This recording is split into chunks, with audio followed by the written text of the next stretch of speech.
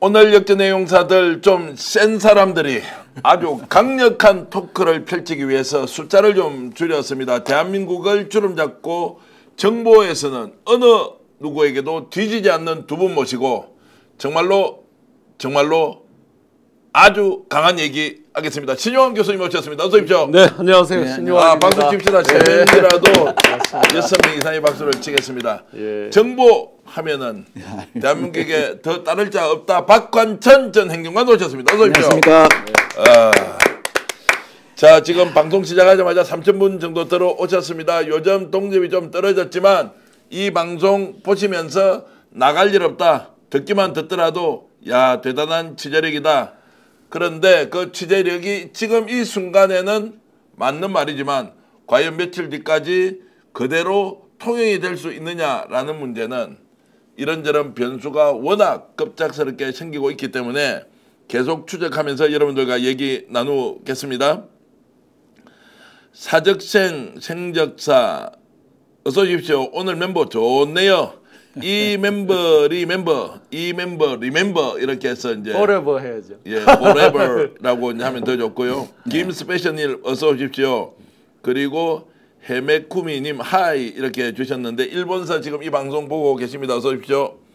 발음 신경 써주세요. 박관천 아저씨. 예. 경상도 사투리보다는 서울말을 쓰라. 그런데 저도 서울말을 참고로 못 씁니다. 포준말을 쓰겠습니다. 포준말을 쓰겠다라고 하셨는데 좀 양해해 주시기 바랍니다. 이게 스스로 선택할 수 없는. 네. 자, 신용환 교수님도 발음이 굉장히 정확하고 방송 진행 오래 하셨지 않습니까? 네. 예, 그래서 근데 부럽습니다. 말이 좀 원래 느려서 저는 이 방송 들어올 때는 일부러 조금 빠르게 하는 편인데 예, 빠르게 하시면 좋습니다. 하는데 이 정도 속도입니다. 저는 더 빠르게 하겠습니다. 이걸 우리 영상으로 보시는 분도 있지만 소리로 듣는 분도 굉장히 많기 때문에 조금 빨리 해주면 더 낫다라는 분들의 의견 자주 듣고 있습니다. 좋아요 콩 누르고 시청하자. 여우야 놀자님 너무 고맙습니다. 제가 드리고 싶은 말씀 바로 해주셨는데요. 이 방송 시청하고 계신 여러분들 4,500분 들어와셨는데 좋아요 한번 누르고 하면 더 많은 분들이 동시에 전 세계에서 방송 볼 수 있다. 자, 오늘 저희들이 깜짝 단독 뉴스 보여드리려고 하는 것이 바로 한덕수 5월 1일 또는 2일 날 출마 선언한다. 그 이전에 이벤트를 준비했는데 뭐냐? 체코 방문을 통해서 거기에서 원전 수주 계약을 하고 한국으로 돌아와서 바로 출마 선언을 한다라는 시나리오가 있었습니다. 2중 3중으로 확인해 보니까 정보의 정확도는 굉장히 높았는데 자, 그러면 누군가가 이 내용을 확실하게 기획을 해서 체코까지 가서 도장을 찍자고 하는데 갑작스럽게 변수가 두 개가 생겼습니다. 생겼죠. 자, 첫 번째 변수가 바로 미국 변수가 나와버렸습니다. 그거 설명 좀 해주시겠습니까? 이게 지금 뭐냐면은 그 우리가 간단하게 이야기하면요, 체코에다가 우리나라 원전을 수출하는 그 이제 그 계약 문제인데 그 계약 문제가 지금 왜 미국에 우리가 걸리냐면 미국이 우리를 민간 국가로 지정했지 않습니까? 민간 국가로 지정했는데 이것이 가장 큰 문제가 뭐냐면은 그 우리가 독자적으로 원전을 수출하면은 우리 정부와 미국 그 웨스팅하우스 사이에 분쟁이 생기거든요. 네. 분쟁이 생기면은 원전 기술이 원래 미국 건데 왜 이걸 갖다가 그저 뭐고 한국이 마음대로 하느냐 이런 식으로 말할 수가 있거든요. 그래서 우리가 이제 뭐 민간국가 지정이라든가 지금 하여튼 트럼프가 여러 가지를 많이 하지 않습니까? 여기에 문제가 생긴 게 하나가 좀 이제 있는 거고요. 두 번째는 제가 보니까 오늘 국민의힘의 후보 경선 결과 같습니다. 네. 후보 경선 결과가 우리가 예상한 대로 3강이죠. 김문수, 홍준표, 그다음에 한동훈, 그다음에 누가 됐냐면은 안철수 씨가 돼버렸어요. 예. 한덕수 총리의 권한대행 입장에서는 상당히 머리가 아플 겁니다. 왜냐하면은 탄찬 둘, 탄반 둘이거든요. 네. 탄핵 찬성 둘, 탄핵 반대 둘이거든요. 오히려 탄핵이 반대가 더 많았으면은 상당히 많은 걸 끌어모을 수 있었겠죠. 예. 그런데 오늘 또 우리가 재밌는 게 하나 있어요. 아까 오후 한 5시 10분쯤을 전후해가지고 어떤 게 뜨냐면은 목요일 날 24일 오전 10시에 정광훈 목사가 대선 출마 기자회견을 한대요. 그래서 제가 딱 이걸 보고 나가 어려운 모양이구나. 왜냐하면은 여러 가지로 분산한 다음에 한때 모으자는 거거든요. 그래서 이래저래 지금 한덕수 권한대행은 차기 대선에 출마설이 계속 나오고 있는데 이 출마 여부를 판단하는 데 있어서 상당히 방정식이 한 3차 방정식, 4차 방정식 넘어가는 것 같습니다. 자, 일단 팩트 체크부터 좀 하겠습니다. 자, 한덕수 권한대행은 예. 다음 주에 현재 확정되어 있는 일정이 없다. 라고는 것은 홈페이지에 보면 뭐 이번 주만 꽉 차 있고 그렇습니다. 그래 다음 주는 없습니다. 네네. 통상적으로 대통령 또는 권한대행 총리 예. 같으면 한 달 정도 일정이 다 나와 있는데 그렇죠. 다음 주 일정이 다 비어 있다라고 하는 것. 그래서 해외 순방 계획이 있는데 그 해외가 체코슬로바키아의 원정 계약일 것이다 라는 기획이 있었고 여기에 따라서 5월 1일 2일 중에는 계약을 끝을 내고 한국 돌아와서 출마 선언을 하는데 자 취재 내용을 먼저 말씀을 드리면 이 배우에 누가 있느냐. 자, 서초동 아크로비스타에서 굉장히 주도적으로 역할을 하고 있다라는 것이고요. 두 번째는 국민의힘에서도 이름만 들으면 알 수 있는 땡땡땡이 실제 기자회견장에 나타날 수도 있다. 이 땡땡땡이라는 사람의 공적 위치가 워낙 맞습니다. 큰 것이어서 이 사람까지 나서고 서초동 아크로비스타와 어느 정도 교감이 된 상태에서 출마 선언을 할 것이다 라고 지금 정보를 입수했습니다. 한 사흘 정도 됐는데 한 이틀 정도 계속 이런 상황들이 유지되는 것 같았고 그 사전 분위기를 하는 게 지금 내일 최상무 경제부총리가 미국 가지 않습니까? 예. 그래가지고 2+2 회담하지 않습니까? 2+2 회담의 결과에다가 예를 들어서 뭐 지금 말씀하신 것처럼 계속 나오고 있는 원전 수주까지 합치면은 상당히 뭐 외교 통상에서는 우위를 점하게 되죠. 우위를 점하게 되는데 근데 저는 그때 그 이야기 나올 때도 저는 그렇게 했습니다. 이거는 답이 안 나오는 방정식이다. 그거 다 포함해. 그거 다 된다 치자. 다 되고 실은 오늘 여기 4명 중에서 그 탄찬이 탄 반대가 말씀하십시오. 예. 그 된다 할지라도 3위 된다 할지라도 이게 변수가 너무 작아요. 왜냐? 어떤 한 분이 이만한 무대기를 쌓아놓으셨거든요. 12월 3일 날요. 그 무대기가 너무 커가지고 이 수도꼭지로 그 무대기를 다 치우려면요. 못 치웁니다. 제가 보기로는 이 소방호스 큰 게 있어야 됩니다. 근데 소방호스가 없어요. 네. 저는 뭐 대선 한복판에서 떼본 경험으로 지금 말씀하신 내용들이 개별 각각 조각 퍼즐로는 맞을지라도 한덕수 지금 내란 대행의 출마 결정일은 5월 3일이 될 수밖에 없다. 5월 3일이다. 그렇죠. 아무리 앞에서 골백번 결심은 할 수 있어요. 뭐 결심을 했다라는 얘기도 많이 나오잖아요. 근데 결심을 100번 뭐 작심삼일도 100번 할 수 있고 다 한 건데 결정적으로 버튼 누르고 본인이 액션을 해야 되잖아요. 왜 제가 5월 3일이라고 단언컨대 어제도 제가 단언을 했습니다. 아침에 뭐 틀릴 수는 있습니다만 뭐 그러면 이제 제가 뭐 그만큼 저희가 정무적 감각이 떨어질 수는 있겠죠. 이유는 간단합니다. 이분은 지금 완전히 종속 변수입니다. 이분이 그렇죠. 주가 되질 않아요. 그 어떤 것도. 한번 예를 들어 볼까요? 지금 예를 들어 체코 원전 얘기했죠. 이분이 줍니까? 그게 종속 변수입니까? 아니요. 종속입니다. 미국의 협상. 종속 변수입니다. 트럼프의 눈치를 다 봐야 되고 그리고 어느 한 가지 아이템이나 한 가지 분야를 놓고 대권이 되는 경우는 있을 수가 없습니다. 대한민국이 그렇죠. 그 정도로 취약한 민주주의를 가진 나라가 아닙니다. 그러면 나머지 종속 변수에서 제일 큰 건 정무적 종속 변수입니다. 정무적 종속 변수에서 자 오늘 4명 이제 국힘 결판이 났죠. 일단 4명 4강이라고 부르면 안 됩니다. 4명이 강하지 않기 때문에 그냥 4명이라고 불러야 됩니다. 자 홍준표 제가 며칠 전부터 말씀드렸지만 절대로 단일화하지 않습니다. 이유가 간단합니다. 2017년에 이미 홍준표는 그걸 맛을 봤습니다. 국힘 당원 당규에 답이 있습니다. 국힘 당원 당규에 보시면 대통령 후보로 선출되는 순간 전권을 갖게 돼 있어요. 비상대권하고 비슷합니다. 그렇죠. 우리가 흔히 말하는 그 비상대권처럼 당 지금 비대위원장 체제죠. 원내대표 다 필요 없습니다. 그냥 이 대통령 후보가 완벽한 정권을 가져요. 그러면 딱 후보가 돼서 완벽한 정권을 홍준표 씨가 가졌는데 밖에 사람 뭐 하는데 단일화하자? 왜 합니까? 이미 홍준표 씨는 제가 그 말 이후에 어제 기자들의 질문에 입장을 표명했어요. 안으로 들어오려면 오고 아니면 말아라.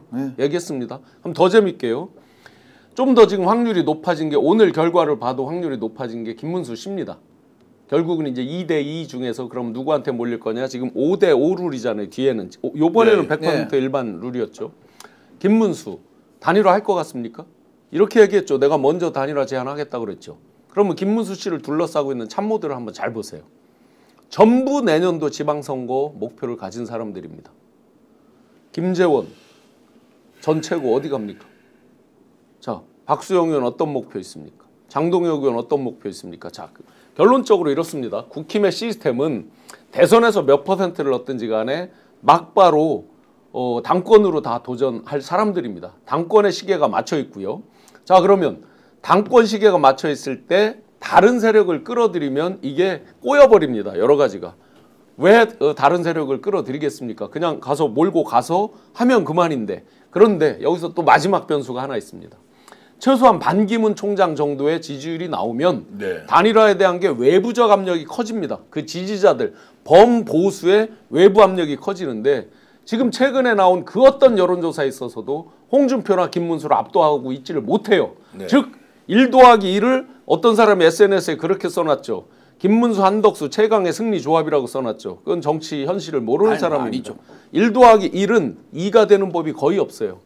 1 더하기 1에서 지금 못 올라치면 1도 안 될 경우가 있어요. 0.8이나 이렇게 떨어지는 경우도 많죠. 결론적으로 지금 그 참모들도 다 정무적으로 해박하고 많은 경험을 가진 참모들이에요. 알고 있습니다. 당권, 그 다음에 만약에 5월 3일 날 홍준표가 되면 아예 출마 못한다. 김문수가 돼도 김문수가 만약에 말꼬리만으로 내가 참모들하고 협의해보고 이렇게만 나와도 못합니다. 왜?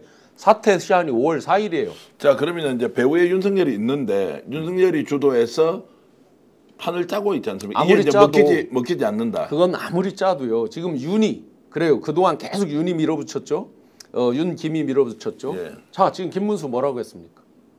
윤김과 멀어지는 얘기를 하나 하면서 약간 눈밖에 나면서 지지율 떨어졌고 네. 그렇죠. 한덕수가 올라간 건 고스란히 김문수를 까먹었어요. 네. 자, 아무리 윤김이 그려서 뭘 하고 싶다고 해도요. 딱 후보가 되는 순간 윤김을 끌고 갈 것 같습니까 지금? 네. 안 끌고 갑니다. 자, 그러면 한덕수 출마 못한다는 쪽으로 지금 보십니까? 저는 지금 이 정도의 지지율 가지고는 예. 모멘텀이 생기질 않아요. 생기질 않는다. 자, 심판이 지금 오염되거나 매수된 심판 성격인데 이 심판복을 벗고 경기장에 올라갈 정도 되려면 옛날 야구 감독 백인천 감독 생각나죠? 예. 본인이 코치도 하고 선수도 뛴 거예요.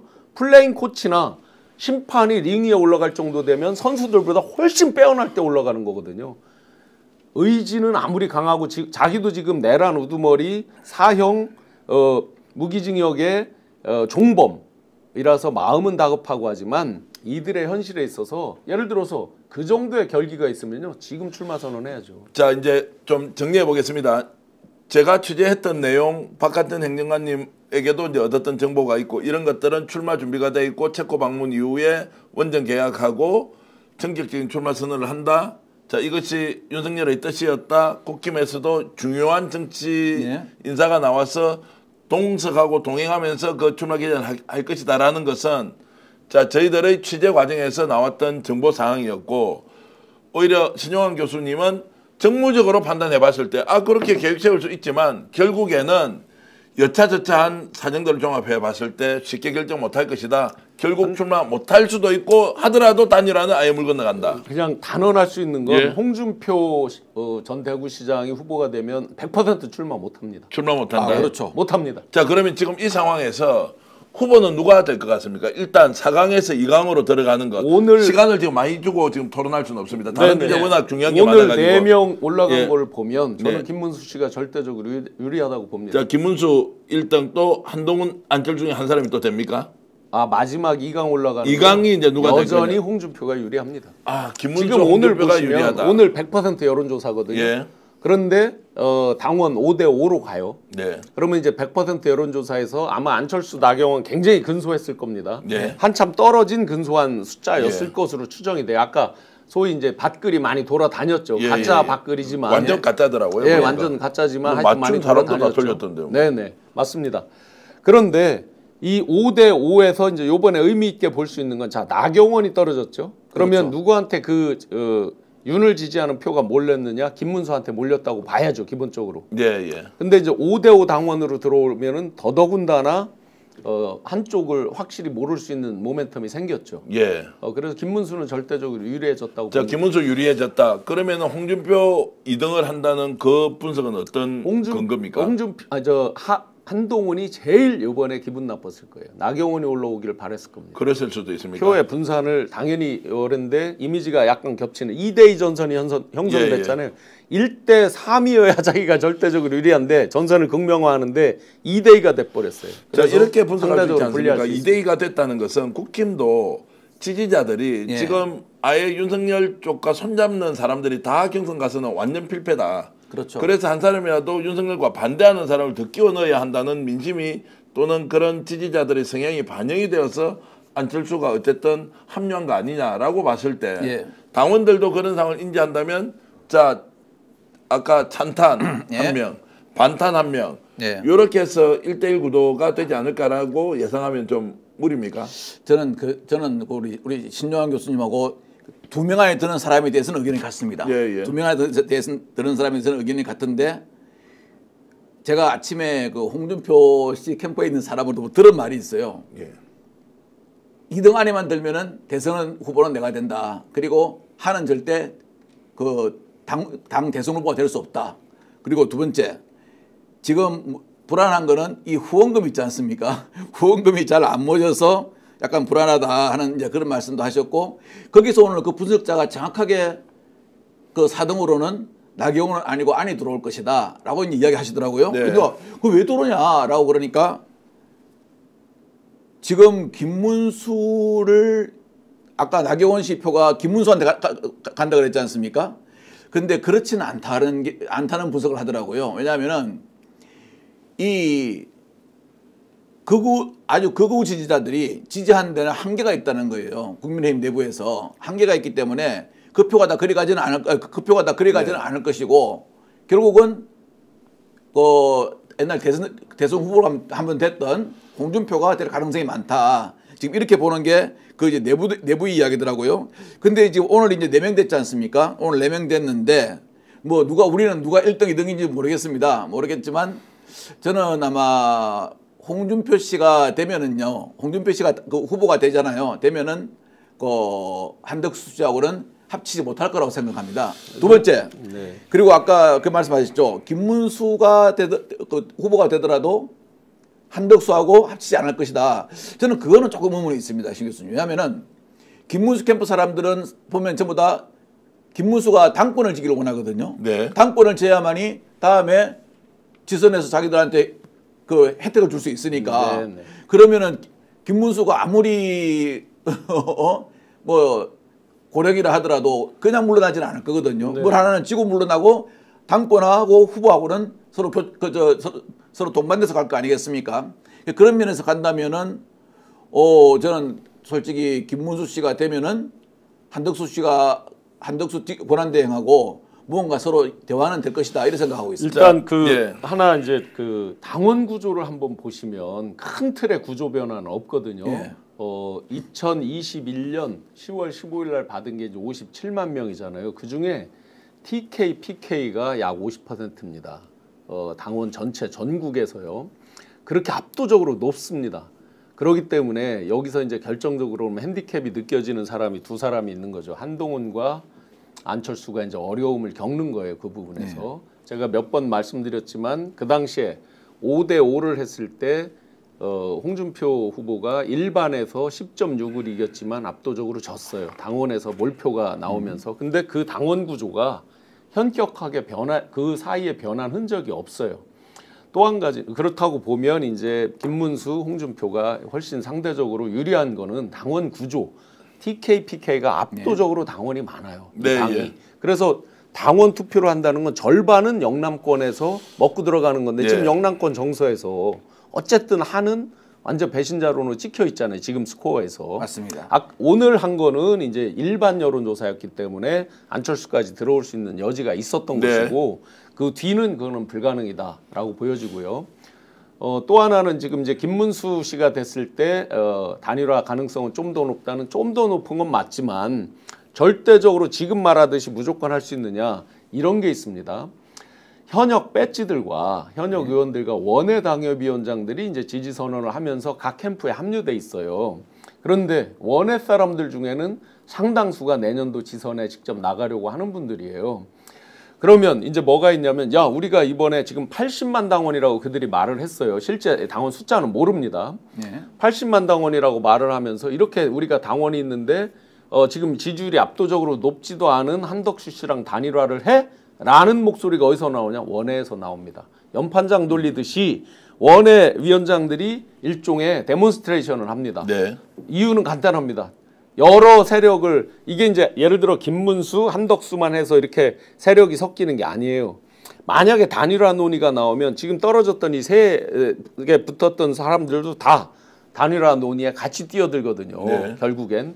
그렇기 때문에 곧바로 당권으로 이어지는 거 2017년 홍준표 대표 24% 얻고 바로 당대표 되고 예를 들어 여연원장 김대식 뭐 비서실장 누구 해서 다 지금 거론되고 있는 배지 달고 이런 분들이에요. 네, 예. 이런 경험이 충분히 있기 때문에 생각보다 그렇게 단순하지 않습니다. 자, 잘 알겠습니다. 그래서 오늘 홍준표 후보가 이재명 관련된 질문에는 답변을 안 하다가 한덕수 질문이 나오니까 이렇게 얘기했는데 직접 한번 들어보실까요? 일본에서 이재명 후보 누적 득표율이 90%에 달했는데요. 내가 그 답변 안 할게. 딴 거. 이재명 후보가 오늘 리얼미터 여론조사에서 50%도 넘는 득표를 보였거든요. ARS 아이가 답변 안 하고 또 추대식을 좀 한다고 하는데 추대위원회 전부 민주당 인사들 아이가. 고건, 손학규, 이낙연, 민주당 인사들 아이가. 그렇게 이재명이 하고 단일화 추진하는 모양이죠. 이야, 홍준표하고 말 못듣게 합니다. 예, 아니, 민주당하고 단일화 하라고 하는 것은 네. 누구 들으라고 하는 게 한덕수 들으라는 게 아니라 저쪽에 있는 윤땡땡 들으라고 하는 이야기처럼 들립니다. 다 해당되겠죠. 그러니까 그렇죠. 홍준표 입장으로만 놓고 보면 저런 순발력은 나이가 연세가 들어도 굉장히 빼어난 편이에요. 네. 순간순간에 어떤 워드와 키워드를 던졌을 때 상대방이 무너지느냐를 잘 알고 있는 거예요. 예를 들어서 엊그제 그 뭐 이상한 비속어 같이 뭐라 그래요? 보정 속옷에 무슨 키노피에 이런 것도 다분히 계산된 거죠. 그렇죠. 그걸로 여론에서는 질타를 받았죠. 그런데 예선전이잖아요. 당내 선거잖아요. 네. 딱 지지자들만 결집하는 그러니까 정확하게 자기 목표점을 알고 있는 사람이거든요. 지금 저 발언 누구를 향해서 하는 거예요?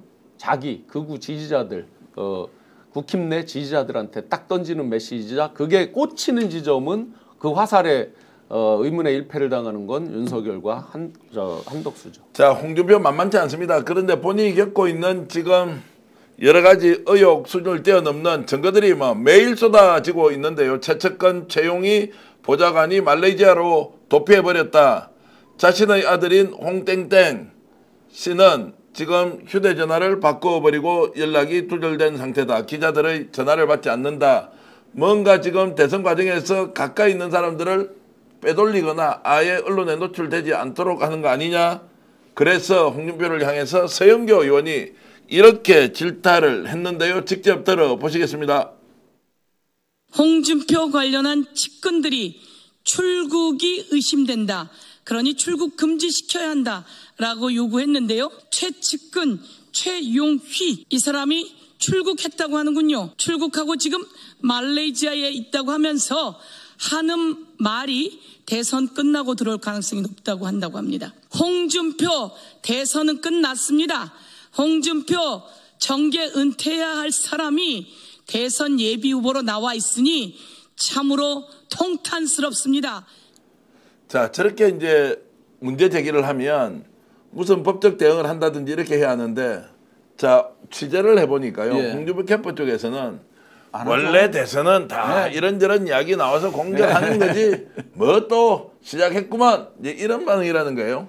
이 양반이요. 특기가 있습니다. 자기한테 불리하거나 치명적인 질문이 나오잖아요. 그러면 이걸 갖다가 농담 비슷하게 소위 말하는 야기 놓는 걸로 넘겨버려요. 예전에 앞선 그 대선에서도 그 JTBC 손석희 사장하고 둘이 이제 이야기할 때 나 그럼 갑자기 생방송인데 끊고 들어가 버린다 그러잖아요. 그런 식으로 하는데 또 그거에 그렇게 하는 행동이 그렇게 자기 지지자들한테는 미움을 안 바쳐요. 뭔가 좀 저 사람은 원래 약간 저런 스타일이 있구나라는 그런 어떤 평가를 받거든요. 요번에도 보세요. 오늘도 뭐 자기 불리한 거 나오면은 그건 뭐 대답 안 한다. 나 알란다. 이런 식으로 그냥 소위 말하는 옹고집을 부려버리죠. 이게 저분의 어떤 장기 같아요. 아까 우리 신 교수님 말씀하신 것처럼 그 장기를 부리면서도 키워드 있지 않습니까? 내가 지금은 당내에 내 열렬 지지자를 모아야 되는 건지 국민의 여론을 모아야 되는 건지 이걸 정확히 알고 키워드를 탁탁탁 던지죠. 그게 어떠한 보면은 좀 우리가 흔히 하는 말로 정치의 잡기술이라고 그러는데 네. 정치 잡기술에는 상당히 제가 보니까 우리나라에서 거의 진짜 대통령감입니다. 홍준표 씨는 지금 철저하게 트럼프 따라쟁이를 하고 있죠. 트럼프가 이제 언론하고 인터뷰할 때 거의 쌍욕하는 수준으로 하고 거기랑 안 해 뭐 이런 장면들이 있죠. 실제 엊그제 이제 그런 장면들이 2번이나 연출이 됐죠. 뉴스타파랑도 있었고 오마이하고도 그런 일들이 있었죠. 다분히 계산된 발언들입니다. 그리고 누구를 저격했을 때 그게 어떤 효과로 나온다는 걸 이미 오랜 정치 경험으로 너무나 잘 알고 있는 사람이라서 아마 이제까지 국힘 있는 저 후보들 가운데서는 그런 일종의 이제 마케팅이라고 보면 그런 마케팅적인 기술 그 테크닉에 있어서는 가장 빼어난 사람이긴 합니다. 그게 옳다 그르다는 그런 도덕적 가치 평가를 떠나서요. 그런 걸로 계속 일관해 가는 거예요. 옳지는 않지요. 그러니까 그런 가치 평가에서는 당연히 옳지 않기 때문에 저런 테크닉이 뭐 좋다 이런 뜻이 아니고요. 스트롱맨에 대한 흉내를 계속 내면서 본인의 이미지를 스트롱하게 그러니까 핵무장 이런 것까지 그게 정책으로 이어지는 것까지 부작용이 나오는 거죠. 대한민국이 NPT에서 자유로울 수 없는 국가라는 거를 알면서도 이제 저런 황당한 앞뒤가 꼬이는 거죠. 자, 이제 사인 토론이 들어가면 이제 뭔가 나올 겁니다. 대구시당 당원 명부를 44,000개를 빼돌려서 불법적으로 끼워넣기 방식으로 여론조사를 했다. 거기에 전달책이 최용이고 박재기 사장 같은 경우도 최측근이고 돈을 다 갖다 준 사람 아닙니까? 이 사람도 지금 연락이 두절된 상태고. 언론에 나왔는데 이제 최용희 씨한테 전화를 했더니 말레이시아에 지금 계시냐? 처음엔 받았다고 해요. 그 말레이시아에 계시냐? 그랬더니 쌍욕 짓는 소리 하지 말라. 그 기자한테 확인해봐라. 이렇게 이제 했다라고 하고요. 그다음에 아들은 처음에는 전화를 받았다고 해요. 그러더니 바로 끊자마자 핸드폰을 바로 번호를 바꿔쳐서 연락이 안 된다. 뒤집어서 이 사람들은 아까 박관천 행정관님 말씀이 이 부분이 정확히 맞습니다. 뭐냐면 이들이 일종의 체제전쟁 이런 것들을 자꾸 입에 달고 살면서 반 민주당 반 이재명 전선 이것만 해놓고 자기들의 허물에 대해서는 이거는 어떤 진영 간의 논리다. 진영 간의 대립 논리다. 이런 식으로 치부하고 대충 이 기간을 넘어가려는 그게 굉장히 강합니다. 저도 정의기 보좌관하고 며칠 전에 이제 통화를 했고 이런저런 이제 불법 유출 정보에 대해서 묻고 답하고 이렇게 한 내용이 있는데요. 그건 뭐 목소리로 들려드리는 것보다는 또 최소한 또 지지율 측면에서 이걸 밝히지는 않습니다만 왜 전달했는지 모르겠다. 기억이 나지 않는다. 이제 이렇게 얘기를 하고 있는데 정의기 보좌관도 결국 정권이 바뀌면 시시비비 진실을 밝힐 수밖에 없을 것이다. 그러면 자금의 출원 어떤 과정에서 누가 전달해서 그 당원 명부의 개인정보까지 상세하게 나와 있는 것들을 전달하면서 끼워넣기 여론조사를 했고 그리고 2022년 대구시장 경선에서 어떻게 김재원 후보나 유영하 후보를 압도적으로 이기게 됐느냐. 그 출발 지점에는 불법적인 여론조사가 있었다. 책임져야 할 시간이 홍준표에게로 갈 것이라고 저는 생각을 합니다. 그래서 민주당에서 대선 후보로 나오는 홍준표가 무서운 것이 아니라 이렇게 불법을 많이 저지른 사람을 정말로 대선 후보로 인정해야 하느냐 아니냐에 대해서는 어느 국민도 용납하기 어렵다라는 전제가 깔려 있습니다. 자, 이렇게 이제 얘기를 하면서 이 대목에서 정말 우리가 반복적으로 지적하고 화가 난 거지만 검찰의 행태를 지적하지 않을 수가 없죠. 그동안 그렇게 많이 강혜경 씨 등등 조사하면서 사실은 다 나온 거잖아요. 포렌식으로 다 확보할 수 있었던 이미 거죠. 확보해 있었고 사실은 기존에 나와 있는 것만 해도 벌써 소환 조사를 했어도 몇 번을 했을 것인데 안 하고 있었잖아요. 그 대구 경찰청까지 이제 보내놨고 그러면서 지금은 대선 기간에 들어왔다고 그래서 또 핑계를 대는 거 아닙니까? 그렇죠. 결국은 실체적 진실에 대해서는 정권이 바뀌고 넘어갔을 때 그런데 만에 하나 그때도 만약에 이제 대선 후보가 됐고 야당의 대표가 됐다. 그러면 또 정치 탄압이라고 하면서 또 빠져나갈 거란 말이에요. 자, 이제 그렇게 하기 어려울 겁니다. 저희들 같은 유튜브 언론이 이 내용을 많이 알고 있고 그리고 정권이 바뀌면 특검을 통해서 시시비비 가리는데 증거 하나하나가 확인되는 순간 어떻게 이런 일을 벌일 수 있었느냐. 국민들이 탄식할 일이 한두 가지가 아닙니다. 홍준표 지금 대선 출마하는 것은 대통령이 된다는 꿈은 허울이고 실제로는 이 범죄 혐의를 피하기 위해서 나간 거 아니냐라는 의심을 굉장히 많이 받고 있다. 알만한 사람은 그렇게 생각하고 있다. 대구에 정치하고 있는 유력한 보수 정당 국힘 또는 국힘 출신 전 현직 국회의원들 이야기 여러분 직접 들어보실 기회가 있으면 제 말이 맞는지 아니면 일방적으로 홍준표를 폄훼하기 위해서 방송을 하는 것인지 구분할 수 있다고 저는 생각을 합니다. 자, 아마 홍준표 씨는 그럴 겁니다. 그게 제가 보기로는 다음 토론 때가 분명히 나올 거라고 생각하거든요. 예. 저는 누가 지금 그 말을 갖다가 꺼낼지도 지금 대충 짐작을 하고 있는데 그 말이 나오지 않습니까? 뭐 대구시장 경선에서 당원 명부를 가져가가지고 불법으로 사용했다, 뭐 이런 것도 있다, 이런 것도 있다. 그다음에 뭐 보좌관이 말레이시아 갔다, 이런 나오지 않습니까? 홍준표 씨 답을 저는 알고 있습니다. 딱 한마디로 끝내버립니다. 그렇게 하면 여태까지 검찰이 가만 날 뒀겠나? 그거 한마디로 딱 끝내버릴 겁니다. 검찰이 그냥 놔뒀겠나 이런 것이. 그 쓸데없는 소리 하지 말고 그렇게 하면 검찰이 지금 말이야 내를 지금까지 가만히 놔뒀겠나? 그 자꾸 쓸데없는 소리 하지 말고 딱 이렇게 하고 홍준표 씨 끝냅니다. 자, 그렇게 할 수도 있고요. 야, 그거 누구한테 봐서 또 정북 좌파들이 나서서 주는 자료 가지고 덮어 씌우기 하고 있어요. 이렇게 하기가 그렇죠. 있죠. 그렇죠. 그렇게 거의 뭐 하고 끝낼 겁니다. 두 개를 합친 게 100%. 자, 근데 저는 이겨먹겠어요. 정말 궁금한 게 하나 있어요. 검찰은 이 자료를 다 알고 있거든요. 다 포렌식 다. 저도 요건 이제 분명히 알고 있습니다. 포렌식 다 끝내가지고 포렌식 과정에서 어떤 게 있었냐면은 요즘은 그 AI로 포렌식을 합니다. 네. 녹취를 틀어놓으면은. 근데 명태균 씨가 사투리를 너무 많이 쓴대요.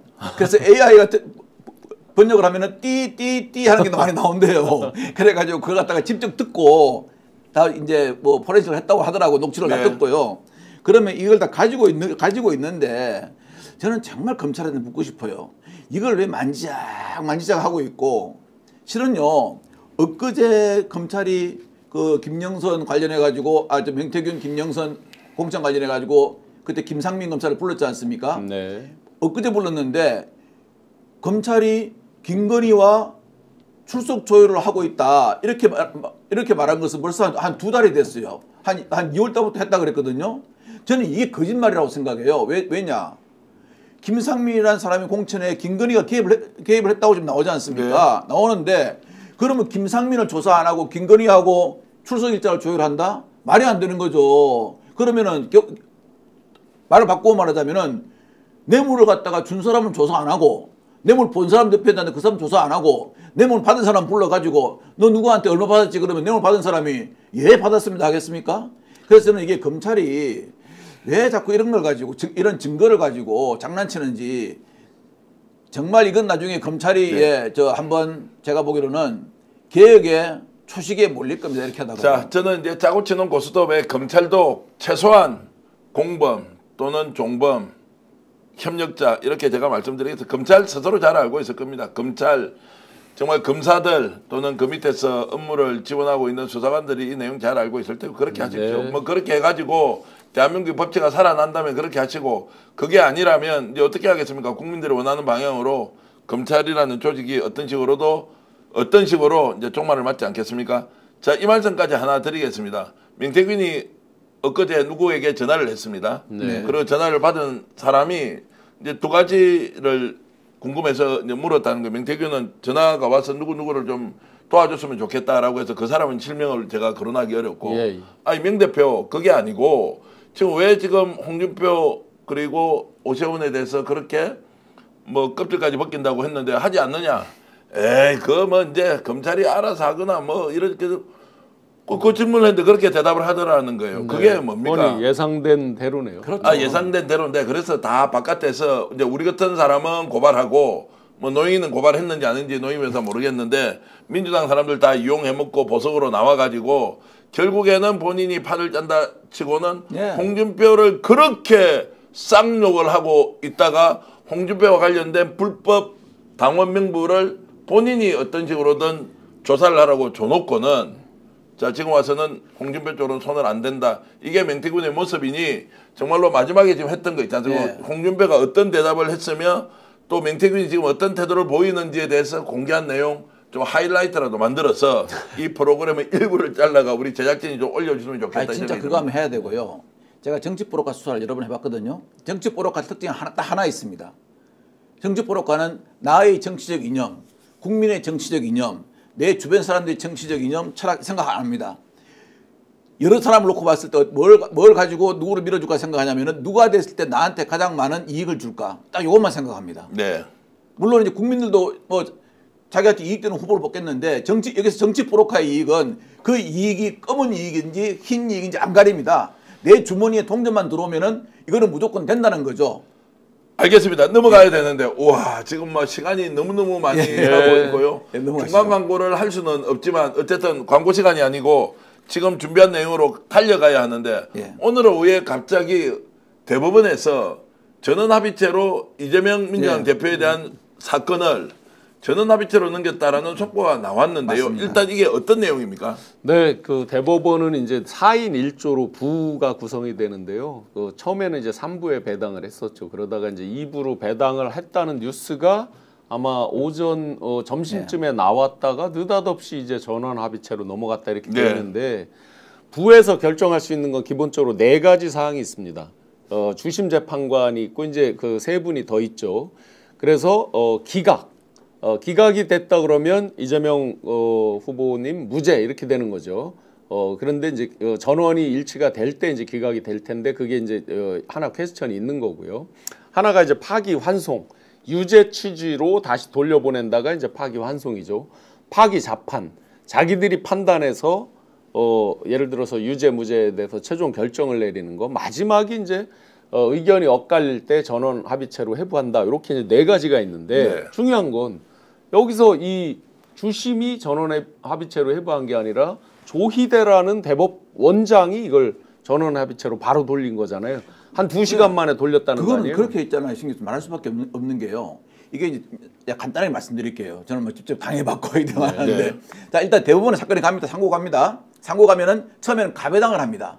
소부에 대법원은 1, 2, 3, 4 4개의 소부가 있습니다. 3개의 소부가 있습니다. 1, 3부가 있고 거기에 각 소부에 대법관이 4명씩 있거든요. 그럼 소부에 배당을 해가지고 이제 뭐 상고 이유서도 받고 다 받습니다. 받은 다음에 이걸 갖다가 어느 정도 이렇게 처음에 예비 확보를 짜가지고 그게 제가 보통 보면은 한 달 정도 걸립니다. 그 다음에 이걸 갖다가 다시 주심 소부, 그게 이거는 이제 가배당이 아니고 정식 배당을 합니다. 다른 소부에다가. 그럼 거기서 이제 뭐냐면은 재판 연구관들한테 과제를 줍니다.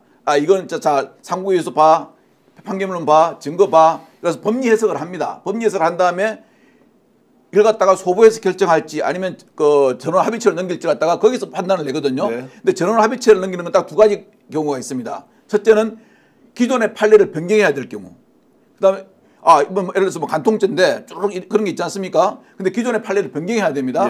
기존 판례를 변경해야 될 경우. 둘째는 사회의 이목을 끄는 중요한 사건, 뭐 내란 사건 이런 거 있지 않습니까? 이건 다 전원합의체 가거든요. 근데 이 전원합의체로 가는 게 실은 아까 우리 신 교수님 말씀하신 것처럼 그 정식 배당을 받은 소부에서 결정을 해야 돼요. 이건 우리 전원합의체 넘기겠습니다.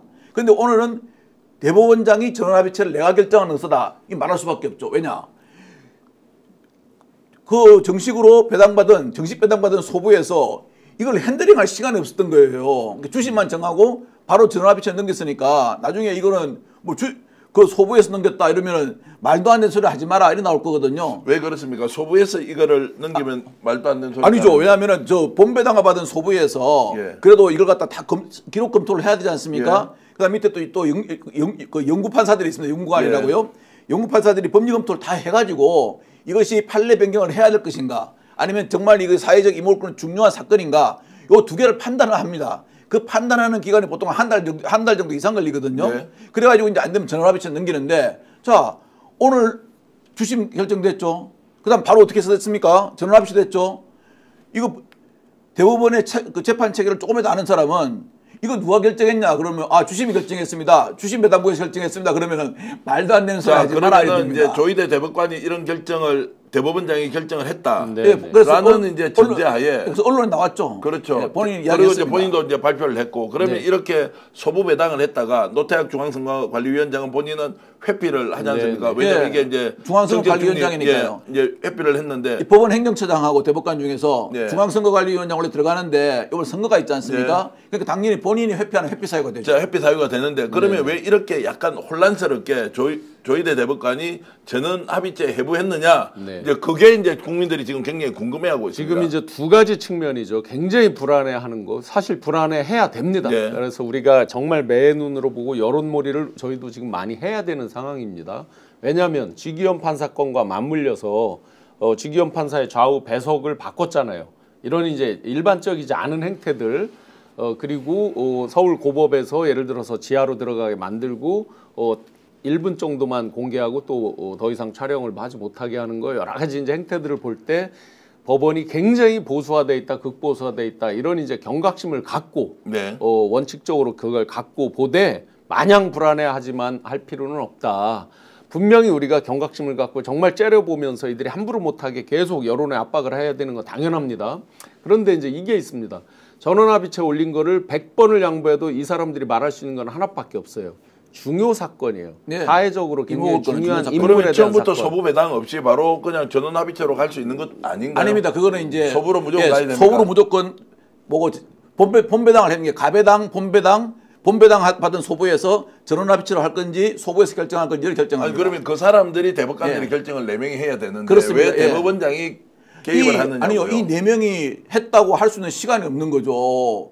왜냐하면 주심이 정해졌지 않습니까? 주심이 정해져가지고 이제 그 주심을 중심으로 해가지고 옆에 대법관 3명이 더 있지 않습니까? 그 소부에서 그다음에 재판연구관들한테 시켜가지고 다 검토를 한 다음에 뭐 전원합의체로 가느냐 안 가느냐 결정해야 되는데 그 시간을 가지고 하면 되는 거 아닌가요? 원칙적으로 예. 이제 여유 있게 그런데 한다 그러면 그게 여유 있게 맞는데 한다면 그게 맞죠. 이 정도의 여론의 주목 그리고 네. 지금 압도적으로 1등을 달리고 있는 대선 후보에 대한 사건 이런 것들을 소부에서 하고 마무리를 하는데 예를 들어서 결과가 정말 이상하게 나왔다. 이런 걸 감당하기가 어려울 겁니다. 신 교수님 제가 이제 보면은 그 1심 판결문하고요 2심 판결문을 실은 하나씩 줄을 쳐가면서 비교를 해봤어요. 네. 비교를 해봤으면은 1심 판결문은 정말 보면 이렇게 뭉뚱그려 있었어요. 뭐 네. 이렇게 해갖고 이렇게 하니까 이게 형사재판장은 2개의 칼을 가지고 있다 그럽니다. 검사가 주는 칼도 있고 변호인이 주는 칼을 가지고 있습니다. 의견서라 그러죠. 요 2개를 보고 내가 이걸로 나 이게 마음에 들어 하면 이걸로 결정하는 거고 내가 이게 마음에 들어가 아니고 내 법리 판단은 이게 맞아 그럼 이걸 결정하는 거고 내 법리 판단은 검사께 맞아 그럼 유죄고 내 법리 판단은 변호사께 맞아 변호인한테 맞아 그러면은 이거는 이제 무죄나 감형이 되는 거죠. 네. 그런데 보면은 이게 두리뭉실하게 판결문이 좀 쓰여 있어요. 그러니까 하나하나의 행위에 대해서 소위 쌀사미로 잘라가지고 이 행위는 뭐 때문에 선거법에 접촉이 된다 안 된다 된다 안 된다 된다 안 된다 다 정확히 안 돼 있어요. 근데 이번 항소심 판결문을 보면요. 그 당시에 이재명 후보가 이야기한 거 있지 않습니까? 이재명 경기지사죠. 성남시 얘기한 걸 하나하나 잘랐어요. 잘라가지고 이 말을 할 때의 상황과 이 말을 하게 된 배경 이 말이 그 다음에 미친 영향 이 3개를 갖다가 하나하나 다 잘랐어요. 그래서 판결문 보면 상세하게 돼 있어요. 그래서 그 부분 있다. 때문에 예. 제가 이제 매 눈으로 우리가 정말 경각심을 갖고 째려봐야 되는데 마냥 불안해하지만은 하지 마시라라는 부분이 그렇죠. 바로 이 부분입니다. 예. 뭐냐면 이제 전원합의체 해부를 아마 이게 진보 성향의 대법원장이라도 그렇게 할 수밖에 없었을 네. 겁니다. 가장 유력한 대권 주자에 대한 부분을 네 분한테 맡겨서 그들한테 다 엎어쓰게 할 수가 없다. 어떤 결론이든지 간에. 그러면 이제 전원합의체로 넘기면 어쨌든 거기에 연구관들하고 해서 다 검토하는 시간이 이제부터 시작이 되는 거예요. 예. 그러면 쉽게 말해서 6월 3일 전에 날 수 있느냐? 이론상은 없어요. 이들이 633을 계속 주장하면서 지금 이제 소위 말해서 보수나 극우 유튜브 이런 데도 한번 보세요. 그들도 의견이 쫙 갈려져 있어요. 대체로 깽가리를 치고는 있지만 뉴데일리 같은 소위 이제 굉장히 우측에 있다고 하는 언론들은 거꾸로 굉장히 불안해하고 있는 거예요. 조희대 이번에 헌법재판관들에게 자기들이 배신당했다 생각하고 이번에도 배신하는 건가 이런 식의 이제 글들이 기사들이 나와 있거든요. 이유가 이렇습니다. 대법원은 잘 아시지만 사실심이 아니라 법률심입니다. 예. 사실관계에 적용이 잘못됐느냐 아니냐를 따지는 게 아니라 사실관계를 픽스해 놓고 그 사실관계에 따른 법리 적용이 틀렸느냐 법 적용에 있어서 오바를 했느냐 아니면 이 법을 적용했어야 되는데 잘못 적용했느냐 이런 부분이죠. 그런데 지금 말씀하신 것처럼 항소심을 저도 자세히 읽어봤는데 예. 그 어느 것 하나 사실은 대법원에서 예. 반박할 수 있는 내용이 거의 없을 정도로 굉장히 자세히 써 있어요. 맞아요. 행위 하나하나를 잘라가지고 그에 대해서 법률 해석을 다 해놓았어요. 네. 그러니까 제가 보니까 이거는 거의 판례 형성이 된 그런 어떤 판결문이에요. 그대로 갖다 써도 판례 형성이 돼요. 그래서 일각에서 마치 이제 대법원의 거를 이렇게 이제 해설을 하는 사람들이 있어요. 예를 들어서 5년형인데 뭐 1년형으로 또는 1년형인데 5년형으로. 그러니까 지금 2심 무죄가 됐잖아요. 네. 그러면 거기서 형을 정해서 유죄 이렇게 하듯이 막 해석하는 사람들이 있는데 그거는 대법원에서 하지 않는 거죠. 형을 할 수 없는 거죠. 사기 사건은 웬만하면 안 그러면 합니다. 자, 갑자기 있다가 나는 유죄야. 내 느낌에는 유죄 이런 게 아니잖아요. 그렇죠. 정확하게 이 사실을 놓고 법률이 어떻게 적용이 잘못돼서 이 부분은 거꾸로 파기를 해야 된다. 이런 논거가 나와야 되는 거란 그렇죠. 말이죠. 맞습니다. 자, 파기환송을 하려면요. 그 원심 즉 고등법원에서 한 걸 갖다가 법리 해석이나 법률 적용이 잘못됐다는 걸 이야기를 해줘야 찍어줘야 됩니다. 그렇죠. 그리고 이 사건은 있지 않습니까? 예를 들어서 파기자판 사건은 어떤 게 파기자판 사건이냐면요. 자, 어떤 살인범이 살인을 했는데 저 고등법원까지 다 그 사형을 받았어요. 근데 갑자기 한 사람이 잡혔는데 실은요 지금 저 사형받은 판결이 있잖아요. 그것도 제가 한 거예요. 그래서 이제 이런 경우 있지 않습니까? 명백한 네. 경우 이런 경우는 파기자판하는데 이런 경우 파기자판하잖아요. 저는 대법관들이 그리 안 하리라고 봅니다. 절대 그리 못합니다.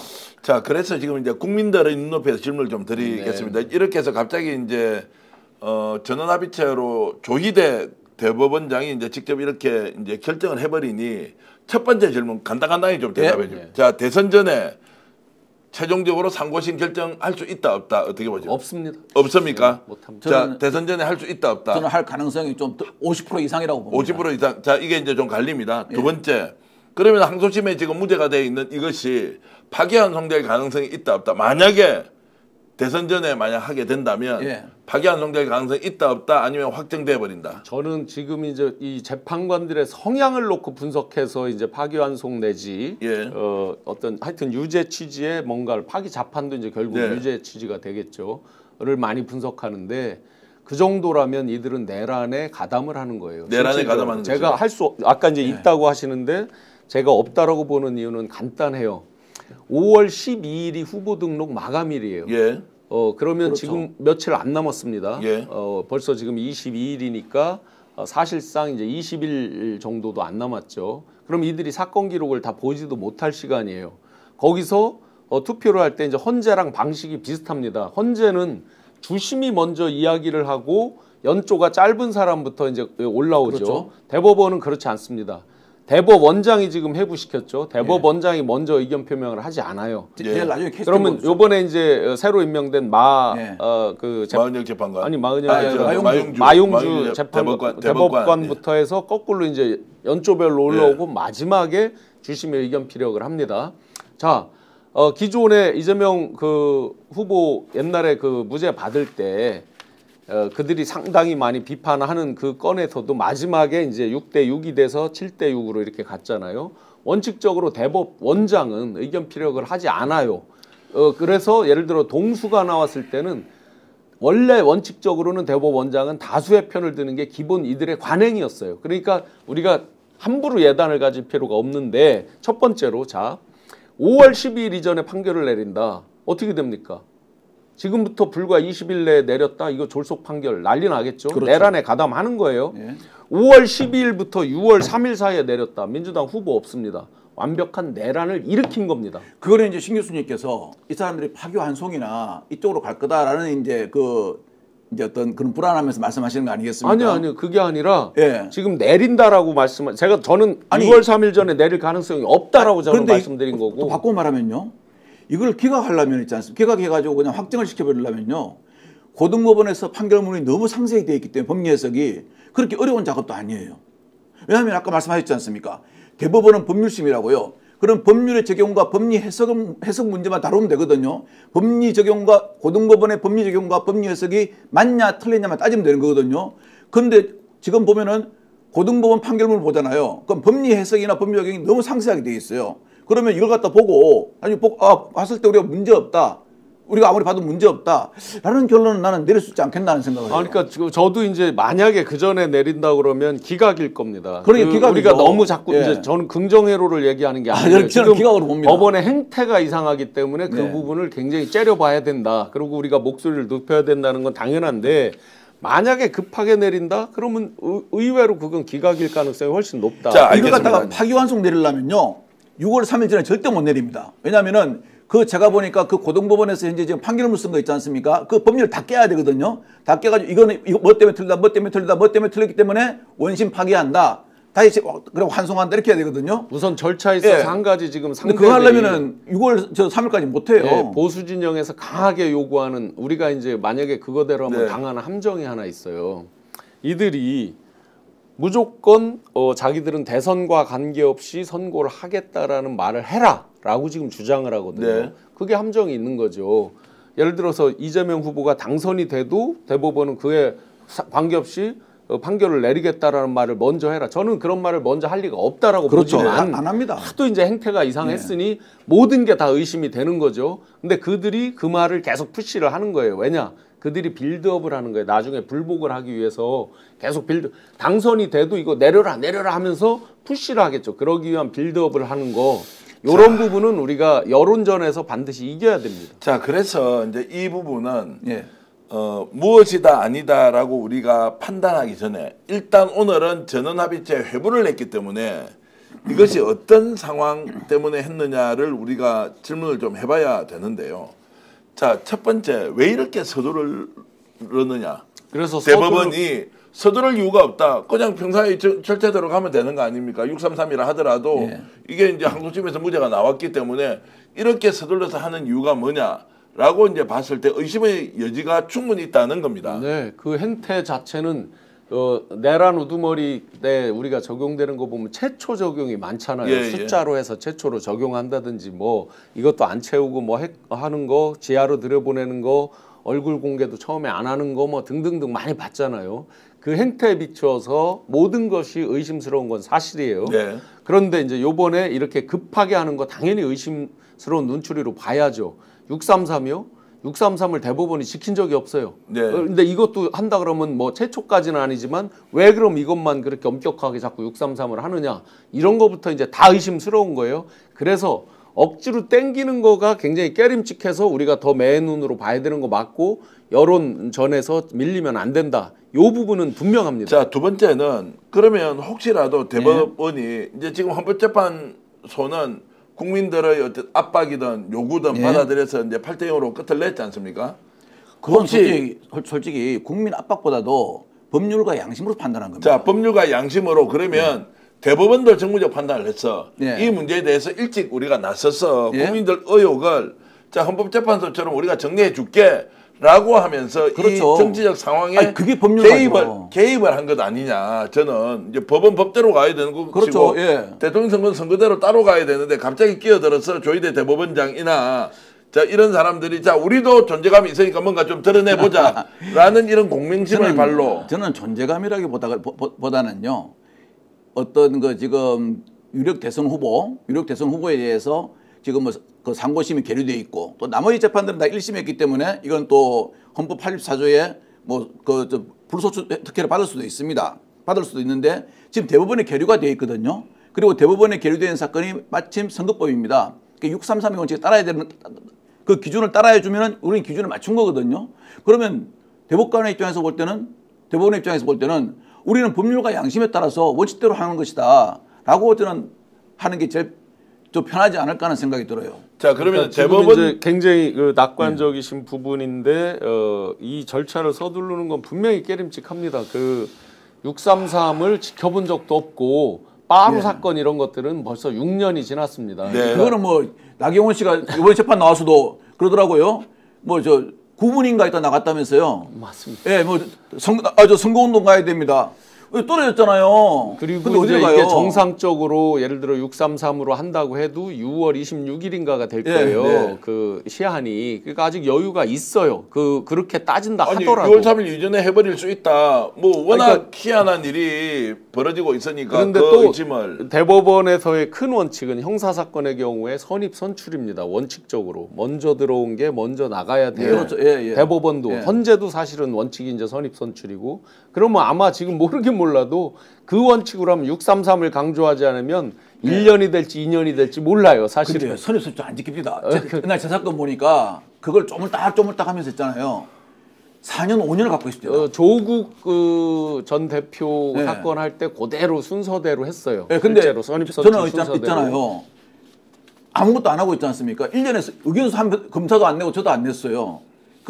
의견서를 검사도 안 내고 저도 안 낸 게 2년 8개월을 둘 다 안 냈어요. 네. 그래서 그냥 쪼물딱 갖고 있어요. 그래갖고 박근혜 대통령 마지막 그 상고심 선고할 때 있잖아요. 그냥 같이 묻어가 해버리더라고요. 그래서 이상호 기자님도 대법원에서만 7년을 끈 사건도 있다고 했습니다. 실제로. 근데 그 역시나 중요 사건이 왜냐하면 상대방이 전두환이었기 때문에 어떤 중요 인물에 대한 그 결부된 사건들에 대해서는 이제 자기들이 알아서 판단을 하는데 그렇다고 보면 기존에 자기들이 해온 행태에 비추어 보면 세워라 내워라 가도 아무 문제가 없는 사건인데 이번에만 특별히 이제 막 이렇게 대법원장이 나서서 땡기고 막 하는 게 찝찝한 거는 분명한데 아까 말씀하셨던 대로 이런 법리 이런 것들로 어차피 논쟁을 붙을 수밖에 없고 뭐 민주당이라고 놀고 있을 이유가 놀고 있을 게 아니니까 그런 부분에서 막연한 두려움은 아니지만 이 절차라든지 기존에 하고 있는 행태에 대해서는 우리가 강력히 여론전을 펼쳐야 된다. 자, 대법원이 국민들에게 신뢰를 주는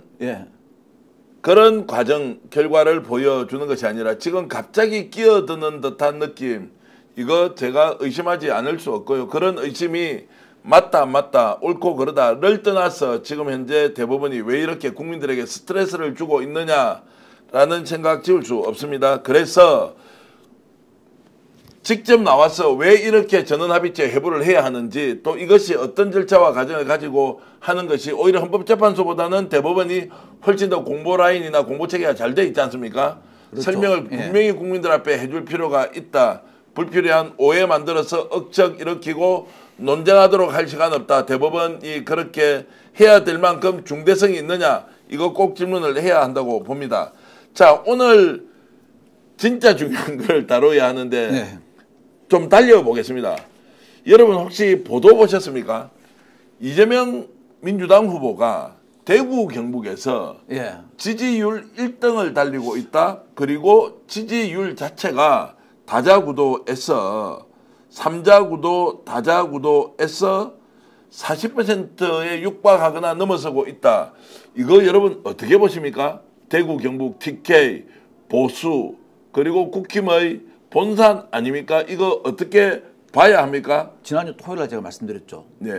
요번에 TK는 다를 것 같습니다. 왜냐하면은 그래도 TK이기 때문에 소위 말하는 홍준표 그때 당시에 후보가 윤석열은 수입품이다라고 했어도 국민의힘이기 때문에 그걸 밀어줬어요. TK에 지지를 보내줘가지고 결국은 당선이 됐습니다. 근데 결과는 내란이라는 죄를 범했고 그거 나와가지고 말도 안 되는 저런 엉뚱한 소리를 했고 부인도 뭐 명태균 의원이 뭐니 뭐 도이치모터스니 명품백이니 난리를 쳤잖아요. 이거는 뭐냐면은 TK 사람 유권자들의 자존심을 완전히 짓밟은 겁니다. TK 유권자들도 가만히 안 있죠. 이 정도 짓밟으면요. 그렇기 때문에 저는 그 반향으로 요번에 보니까 오늘 저도 나온 거 보고 좀 놀랐는데 근데 차이가 너무 나게 이재명 후보가 앞서 있어요. 그래서 저는 솔직히 이건 좀 놀랐습니다. 야, TK에서도 이렇게 앞서는구나 하고 놀래긴 놀랐는데 이것은 믿고 지지해준 어떠한 그 국민의힘 대통령 후보가 TK 유권자들의 자존심을 짓밟은 데 대한 정당한 결과라고 봅니다. 저는. 제가 이제 방송에서 여론조사 데이터를 놓고 여론조사 전문가분들과 함께 이제 수많은 분석을 지금 하고 있고 지금도 이제 고정적으로 하고 있습니다. 계속 선거 전에서 여론조사를 놓고 많은 이제 분석을 하고 전략 전술을 세우고 정책 공약 이런 것들을 어떻게 대입하고 하는 거 이제 실전을 하면서 실전적으로 이제 왔던 거죠. 제가 스픽스에서도 이런 얘기를 말씀을 드린 적이 있습니다. 내란의 밤 이후에 황당, 이거 뭐 계엄하는 거야 하다가 진짜네 당황으로 가고 점점 분노가 치밀어 오르고 그게 이제 울분과 분노가 폭발하면서 이제 이 한남동 그다음에 그 뒤에 이제 탄핵 파면으로 가고 국회로 가고 헌재로 가고 하면서 분노의 이제 비등점이 높아지고 또 반대편에서는 반대로 결집을 하면서 버텨보자로 가다가 이게 점점 그 자기들 결집을 가다가 이제 창피함으로 옵니다. 그러면서 현타의 시간, 이거 뭐지? 하면서 현타의 시간으로 오는데 그 사이클로 보면 지금 이거는 당연한 현상이고 이걸 통해서 예측해 볼 수 있는 게 있습니다. 제가 결과를 받아보면 깜짝 놀랄 것이다라고 몇 번을 말씀드렸는데 실제 이게 뭐냐면 현타의 시간이 오면서 투표장에 가지 않습니다. 네. 지금 이 여론조사를 보시면 저게 ARS 조사예요. 1000명에 대한 ARS. 예. 갤럽 방식의 질의응답 교환원하고 하는 게 아니라 자기가 버튼을 누른 거기 때문에 이게 그렇죠. 엄청나게 의미가 큰 거예요. 예. TK에서 이렇게 됐다. 기존에 훈련된 사람들이 ARS를 누릅니다. 예. 그래서 70대인데 20대라고 누르기도 많이 합니다. 이미 훈련돼 있어요. 온 국민이 여론조사에 대한 응답 전문가가 돼 있는 상태인데도 이 정도 결과가 나왔다. 이건 굉장히 놀라운 거예요. 이게 실제 투표로 가다 보면 국힘이 왜 깜짝 놀랄 거냐. 국힘 지지층의 상당수가 현타가 오면서 그 창피함으로 인해서 투표장에 안 갈 가능성이 높다라는 걸 많이 지금 보여주고 있습니다. 자, 간단히 질문 드리면 이거 지금 진보 진영의 과표집이다라고 하는 분석도 있고 네. 또 보수는 아예 그냥 답 안 한다 열받아서 어떻게 봐야 됩니까? 전혀 지금까지의 대부분의 여론조사가 진보 과표집인 경우가 거의 없었습니다. 예. 제가 저 모수는 보지 않았는데 ARS에서 진보가 과표집 잡히는 경우는 지극히 드물었습니다. 자, 대구 경북에 일단 지금 현재 여론조사 결과를 먼저 한번 띄워주시죠. 다자 대결 구도에서 이재명, 김문수, 이준석, 이낙연, 기타 후보 이렇게 돼 있는데 자 띄워놓고 이제 계속 설명을 좀 네, 해주십시오. 지금 이제 전국 지표보다는 그 격차가 좀 줄죠. 지금 저건 전국의 지금 저 다자 대결 지표입니다. 전국이고 이제 밑에가 아니 3명에 대한 다자구도 맞습니다. 다자구에서 전국 지표입니다.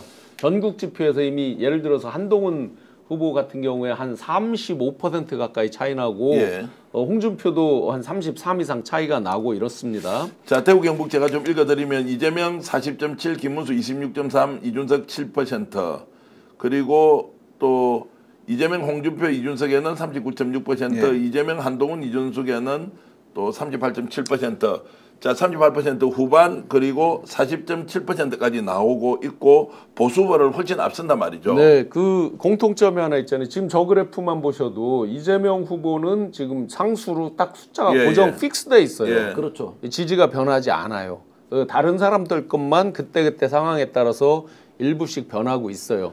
이미 현타의 시간에 접어들었고 현실에 대해서 완벽히 자각을 하기 시작했어요. 아, 내란이 이랬던 거고 그 뒤에 지금 형사재판이 벌어지면서 졸고 앉아있고 여전히 부하들에게 책임 전가하고 이런 모습들을 보면서 우리가 지지했던 게 허상이구나, 허수아비였구나 하는 것들을 느끼면서 굉장히 현타와 함께 창피함과 다시 또 울분의 시간 이런 것들이 계속 겹쳐서 나타날 거예요. 자, 이럴 수 있습니까? 실제 대선 투표를 했는데 대구 경북에서 보수 후보보다 이재명 후보가 앞설 수도 있다?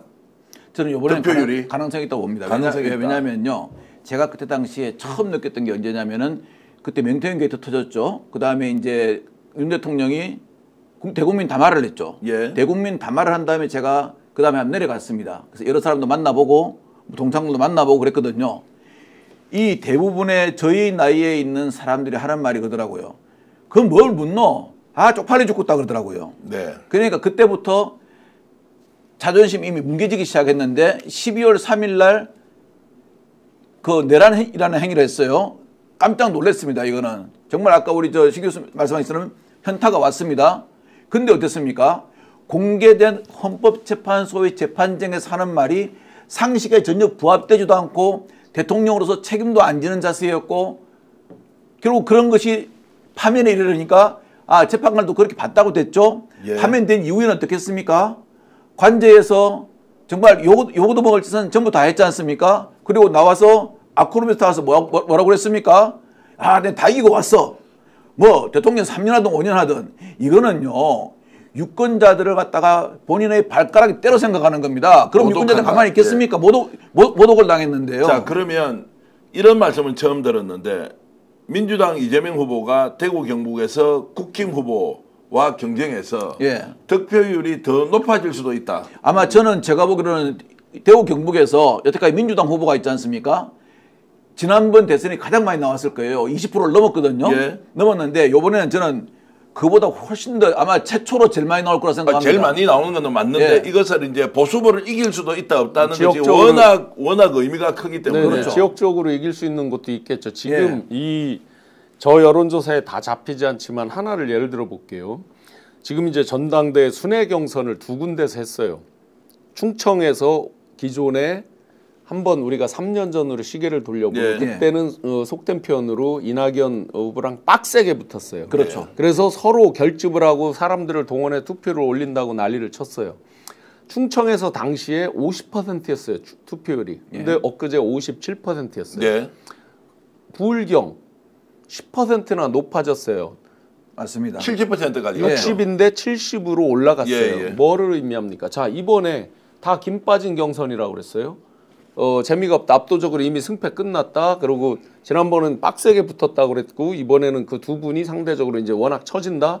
이렇게 돼 있단 말이에요. 그럼 흥행에 대해서 당연히 걱정을 해야 될 거 아니에요. 투표율이 낮아지는 거에 대해서.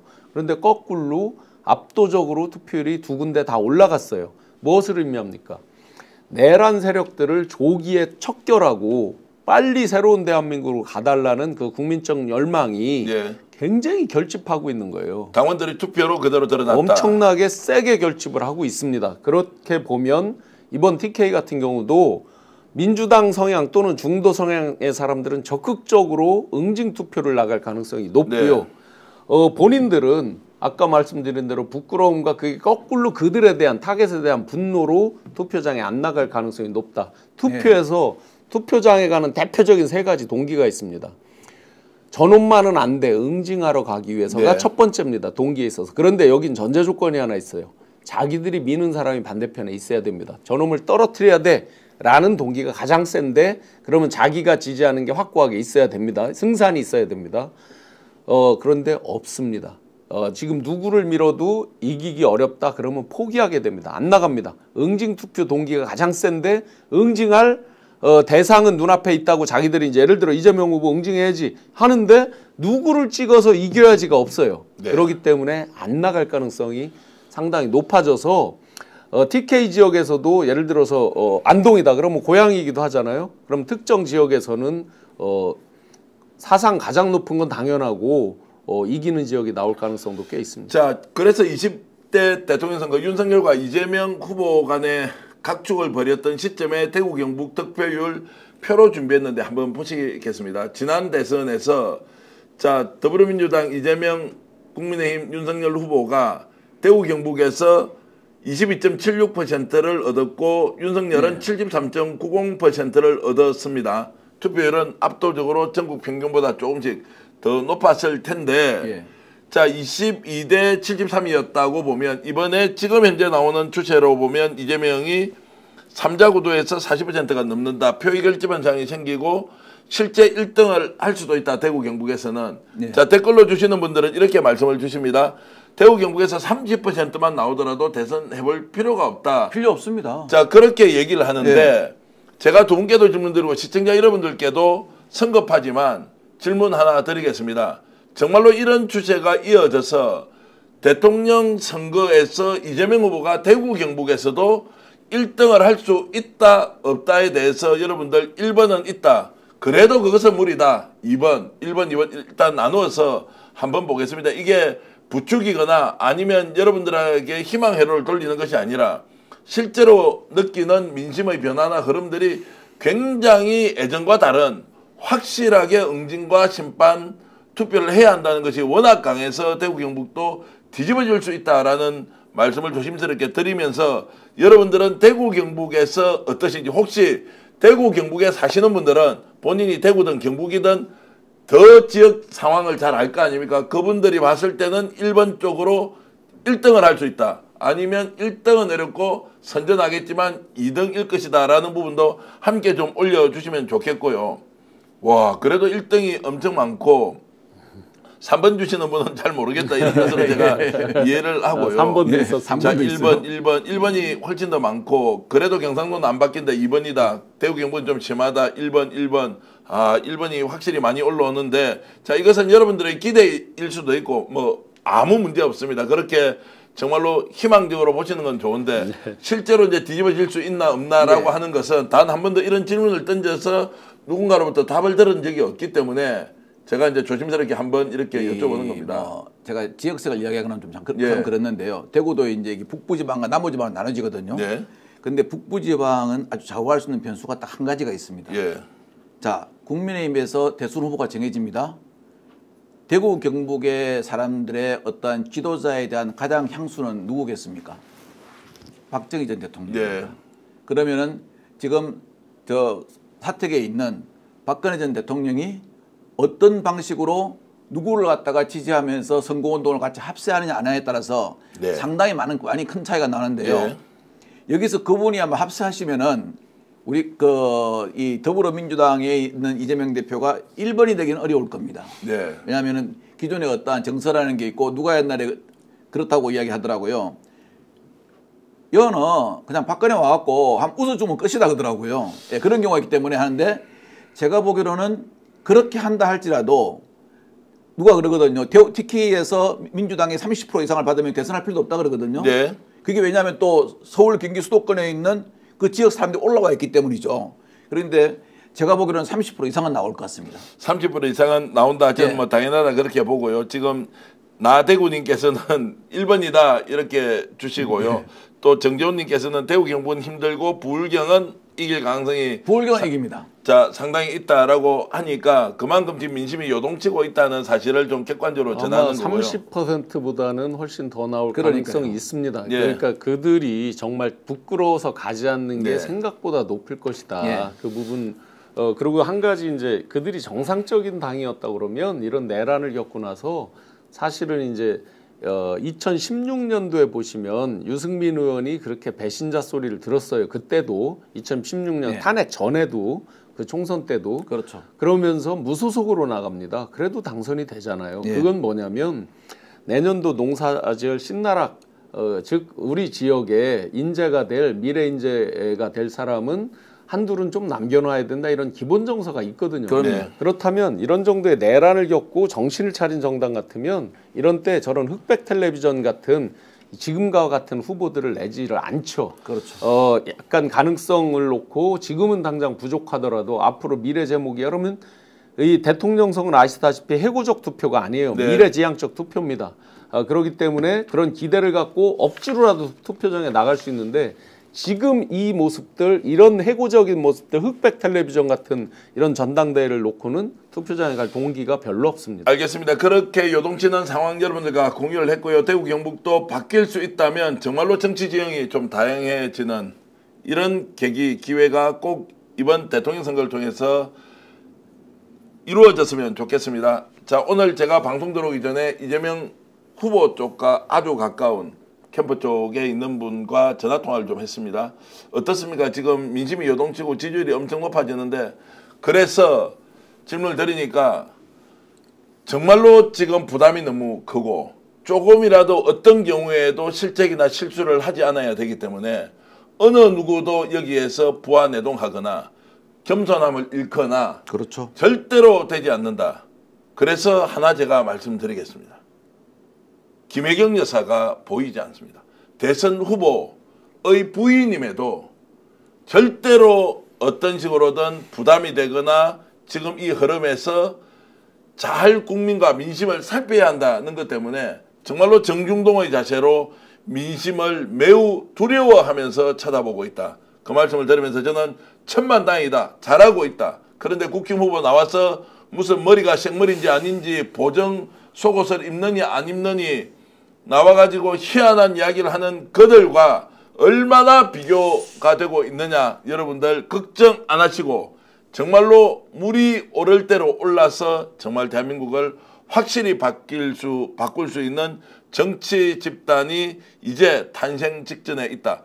끝까지 표를 모아서 한 표 한 표 나만 아니라 손잡고 가서 지금 지난 윤석열 내란 세력을 심판해야 한다. 이 말씀을 드리겠습니다. 와, 많은 분들이 끝까지 이렇게 참석해 주셔서 진심으로 감사의 말씀드리고요. 세 사람이 했는데도 시간 가는 줄 모르고 달렸습니다. 댓글로는 이런 말씀도 있습니다. 제발 진행하는 너놈 말 좀 그만하라고 하는데 그거 제가 잘 알겠습니다. 제가 평론가 진행자여서 평론가 출신의 진행자여서 평론도 하는데 여러분 너그리 이해해 주시면 고맙겠고요. 광고하겠습니다. 인터넷 비교원입니다. 인터넷 비교원 싹 다 현금 128만 원까지 최대 혜택을 드리는데요. 인터넷 신규 가입 시 48만 원, 휴대폰 50만 원, 정수기 렌탈 시 30만 원요. 그리고 휴대폰은 통신사만 변경해도 30만 원 혜택을 드리고 있습니다. 지금까지 23년 동안 60만 명 이상이 인터넷 비교원을 통해서 가입했습니다. 983억 원 이상의 현금 사은품을 지급했고요. 보안도 철저해서 어떤 경우에도 개인정보 보호하는데 문제가 생기지 않았습니다. 안전한 서비스를 제공하고 있다는 것이죠. 자, 100% 현금으로 사은품 지급하고요. 타사보다 적은 사은품을 받았을 때는 150% 보장해 드립니다. 지인 추천에도 또 최대 4만 원까지 모바일 상품권 주고 있으니까요. 자, 바꿀 때가 됐다. 인터넷 비교원 전화하시면 됩니다. 1670-2571 스픽서 주요 광고주입니다. 1670-2571 여러분들 정수기, 휴대폰, 인터넷 바꿀 때는 인터넷 비교원 기억해 주시면 고맙겠습니다. 와, 오늘 마지막에 대구 경북에서 이재명 후보 잘 되고 있다 이렇게 생각하니까 광고도 잘 됩니다. 광고도 잘 됩니다. 경성한우도 잘 되셔야죠. 경성한우도 잘 돼야 하고요. 대구 경북에서 계신 분들은 경성한우 이용해 주시면 고맙겠고 박관정 행정관님하고 또 신영환 교수님 이렇게 방송하니까 세 사람이 해도 우리 한 3시간 정도 하겠습니다. 마음 먹고 하면 하죠. 그렇게 하겠죠. 알겠습니다. 주제만 다양하면요. 자, 제가 이제 화면을 보니까 이 생각이 듭니다. 야 이마 너 좀 말 좀 그만해라 이런 말씀이 들리는데 국내에서 이렇게 스픽서 애청해 주신 여러분께 진심으로 감사의 말씀드리고요. 저희들 136만 명 여러분들의 응원과 격려로 구독 달성했고 1조회수가 국내에서 드물게 200만 회 정도를 꾸준히 유지하는 채널 잘 없습니다. 여러분 덕분입니다. 항상 잊지 않겠습니다. 저희들 구독, 좋아요로 응원해 주시면 더 감사드리고 우리 신영환 교수님이 대한민국을 빛내는 위대한 정치인이 되도록 또 박관정 행정관님이 대한민국을 올바로 세우는 정의의 사수가 되는 그날까지 우리는 열심히 달리겠습니다. 함께 외치겠습니다. 역전의 하면 용사들 하면서 오늘 방송 끝내겠습니다. 역전의 용사들! 오늘 방송 어떠셨습니까? 마음에 들었다면 구독, 좋아요로 스픽서를 응원해 주십시오. 여러분들의 구독, 좋아요는 가장 큰 힘이 됩니다. 스픽 구독, 좋아요.